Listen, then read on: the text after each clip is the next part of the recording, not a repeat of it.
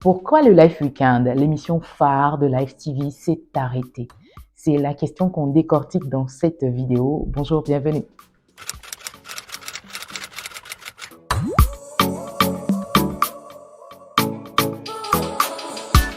Alors, on la connaît tous, hein, parce que c'est sûr qu'on ne l'a pas manqué, hein, cette émission vraiment avec la star de l'écran ivoirien et africain, Connie Touré, entourée de ses belles chroniqueuses qu'on connaît déjà, Frédéric Leninger, Rabia Diallo, Sophie Aïda, Miss Série Dorcas, par la suite Marie-Paul Adjé, Esther Huya, que je n'oublie pas également, et tout plein d'autres qui sont passés sur ce plateau. Mais en tête d'affiche, c'était vraiment celle-ci. Après 3 saisons, sinon techniquement 2 saisons et demie, bien malheureusement cette émission s'arrête. Donc je vous donne un peu mon analyse sur les raisons de l'arrêt de cette émission. Déjà, primo, c'est le concept en lui-même. Alors, le concept, c'était de recevoir des stars d'une carrure vraiment d'une grande carrure, à des talents, à des niveaux très élevés, ou sinon à des carrières vraiment qui forcent l'admiration. Donc c'était ça le concept.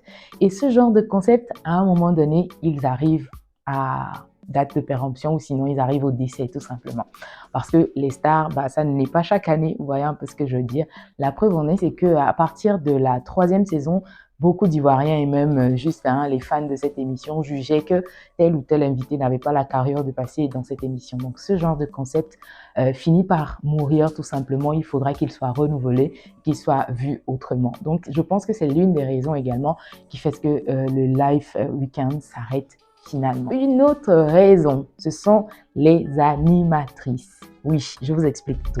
Les animatrices, parce que pour la première saison, quand on dévoilait un peu cette émission, c'était parce qu'elles avaient des backgrounds, mais vraiment qui forçaient l'admiration encore une fois.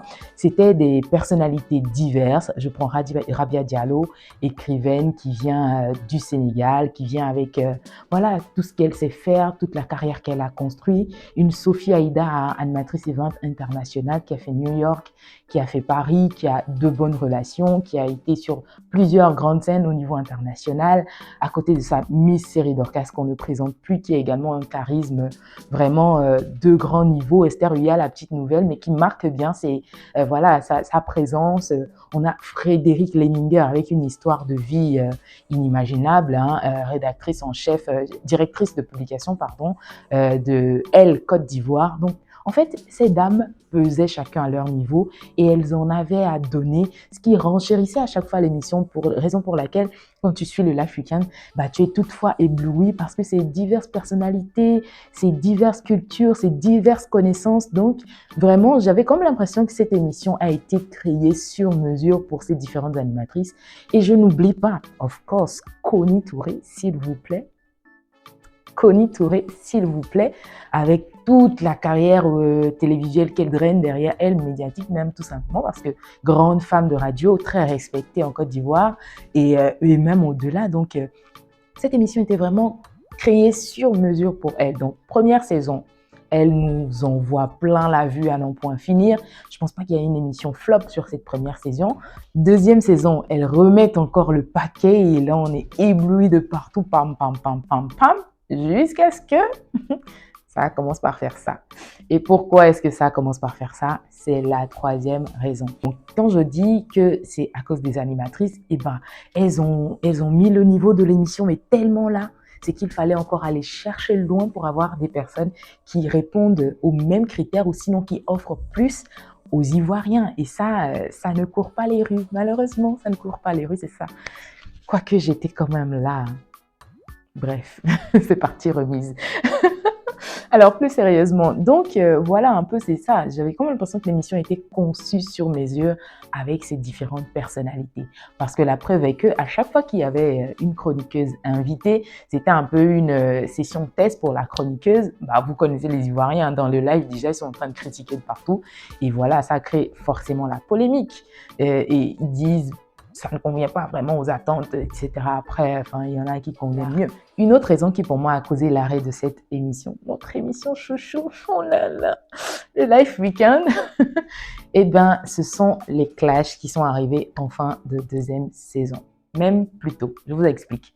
On avait déjà senti ce froid lors d'une émission entre Série Dorcas et Connie Touré. Voilà, ça s'est fait sentir. Connie, fort caractère, hein, derrière tout ce qu'on peut voir de gentil, etc. Mais voilà, c'est quand même la grande sœur. Mystery Dorcas, fort caractère également. Bon, on ne sait pas vraiment les raisons derrière. Certains disent que c'est l'invitation de son ex sur le plateau qui aurait fait ça, mais c'est arrivé un peu plus tôt. Hein. Ce froid-là s'est fait sortir un peu plus tôt avant ce moment-là.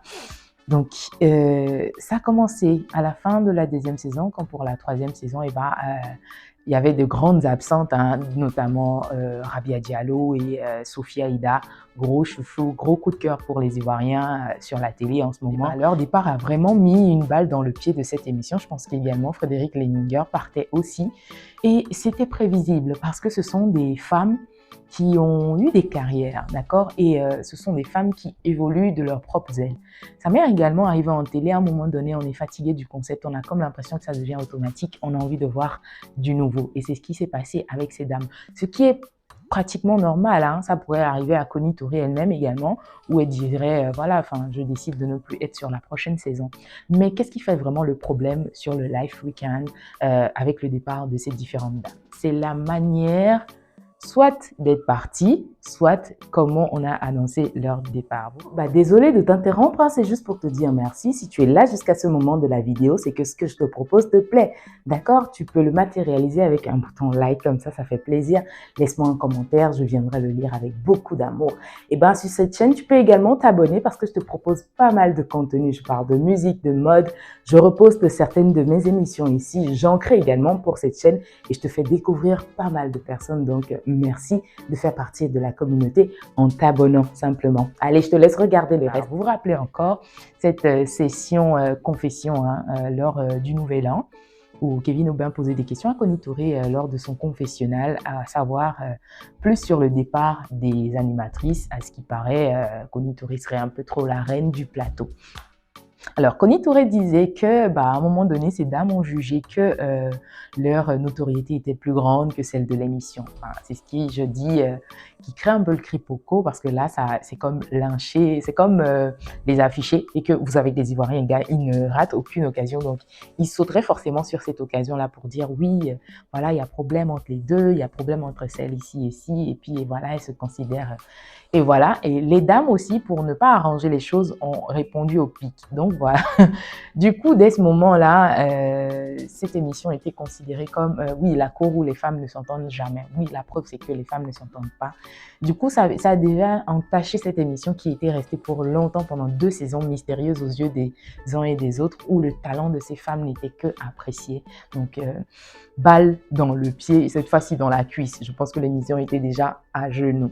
Une autre raison qui est directement liée au charisme des animatrices choisies sur mesure, selon moi, pour cette émission des saisons 1 et saison 2. Alors, c'est celle des nouvelles animatrices, d'accord? Notamment une belle sélection, hein? Lynn Jabert, Marie-Paul Adjé, Brazing Girl et également une autre dame qui fait dans du business de cheveux. Son nom m'échappe là tout de suite. Elles sont bien, elles sont talentueuses, elles ont fait leurs preuves, mais comme je vous disais, le niveau a été tellement mis là que... Et puis, la présence de Connie Touré au sein de ces dames. Connie Touré, qu'on le veuille ou non, inconsciemment influence. C'est-à-dire, si tu es une animatrice et que tu te retrouves sur le même plateau que Connie Touré, franchement, tu es sur tes gardes. Tu te demandes, est-ce que je fais le poids? Du coup, moi, j'ai senti un peu cette absence de confiance totale en ces dames où elles essayaient un peu trop d'être scolaires ou voilà, faire du strictement correct. Alors qu'au début, on avait des dames qui sont venues telles qu'elles étaient et qui en avaient beaucoup à donner. Ce n'était pas forcément le cas sur cette demi-saison. Hein. D'où, voilà, et puis l'arrivage des invités également ne ravissait plus le vis-à-vis, c'est-à-dire les téléspectateurs.